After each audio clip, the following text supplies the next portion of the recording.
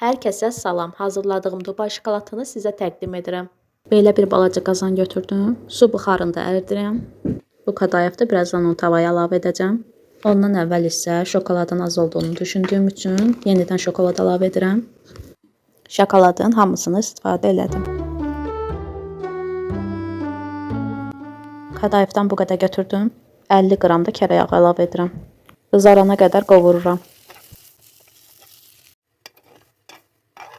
Şokolad düzəltmək üçün isə Temudan aldığım qəlbi istifadə edirəm. Əritdiyim şokoladın birazını qəlbə tökürəm. Qaşıqla hamar eləmək lazımdır. Hamarlaşdırdıqdan sonra isə soyuducuya qoymaq üçün düz bir əşyanın üzərində qoymaq lazımdır ki, forması əyilməsin.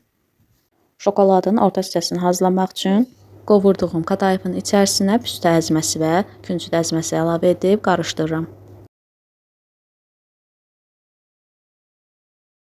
Şokoladımız yetəri qədər donub, istilikdən götürüb forma verib yayıram. Tam yaymaq yaxşı deyil, ona görə ki, üzərinə şokolad əlavə edəndə yaxşı görünməyəcək. Bayaq əritdiyim şokoladı üzərinə əlavə edirəm. Şokoladın donmaması üçün su buxarında saxlayıram ki, istifadə edə bilim. Sonuncu addım isə soyuducuya qoymaqdır. Ondan sonra isə şokoladın hazırlanması tamamlanır.